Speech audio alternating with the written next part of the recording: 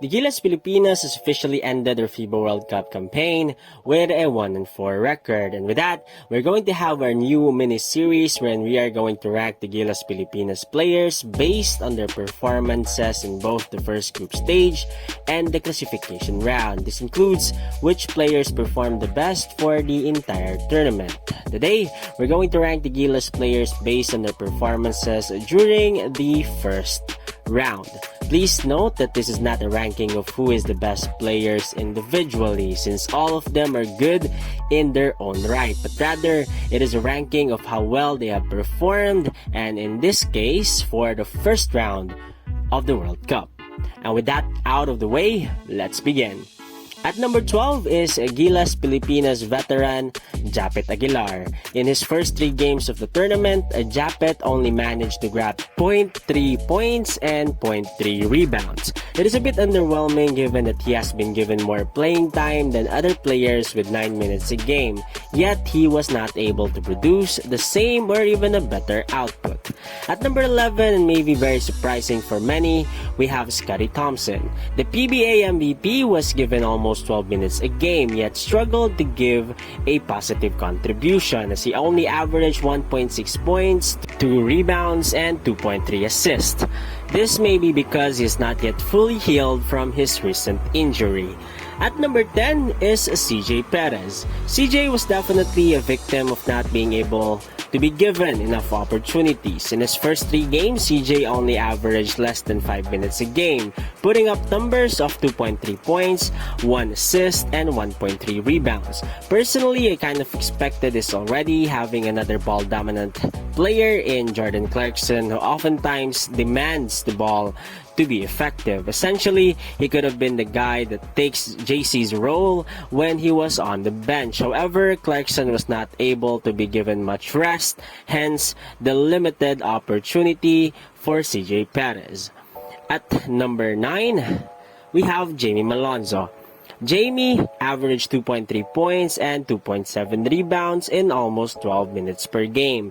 Given the role of a defender, Jamie was not able to produce as much offensively.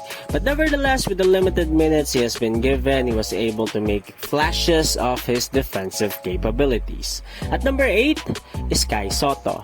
With less minutes than Jamie, Kai was able to produce a better stat line, averaging 3.3 points and 3 rebounds in only 9 minutes per game. If we were being honest, Kai, in my opinion, may not be 100% in terms of his health, and definitely he was not being utilized as much as we have hoped for from the coaching staff. However, we must also acknowledge that in his first 3 games, Kai definitely looked out of sync and a bit of a liability in the defensive end. He particularly looked like an eyesore at times, being out-rebounded by significantly smaller players than he was because of his effort or lack thereof during rebound plays. But anyways, Kai has since played better in their last 2 games. Let's see where he will be ranking in our classification rankings. At number 7, even more surprising for some, is Kiefer Ravena. If I'm being honest, it was a toss-up between him and Renz Abando for the 6 and 7 spot. The only reason why I had Renz higher is because he was able to produce the same stat line in lesser minutes. But credits still where credit is due. Kiefer really played well in the first 3 games, averaging 4.3 points, 1 assist, and 0.3 rebounds. He showed effort, smart, and even his experience as a true point guard showed during their first 3 games. At number 6, as I mentioned, is Renz Abando.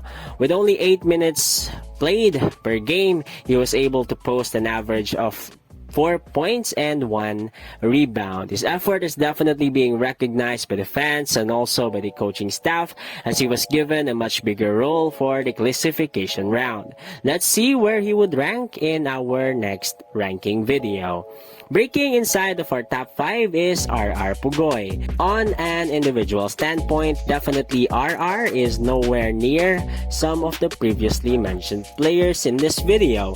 However, he was definitely a recipient of a Chot Elias team which relied heavily on JC's ability to penetrate to score or kick out to the 3.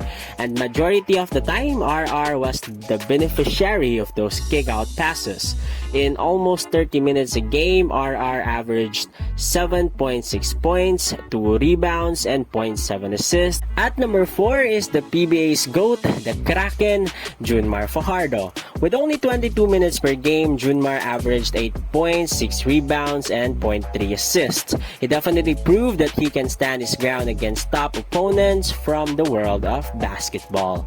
At number 3, the revelation, AJ Edu. He has probably been the best defender out of the Gilas 12. He was able to stand his own against the NBA bigs such as Karl Anthony Towns and Bruno Fernando.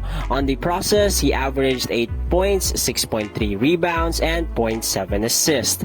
The future is bright for the Gilas Pilipinas big man.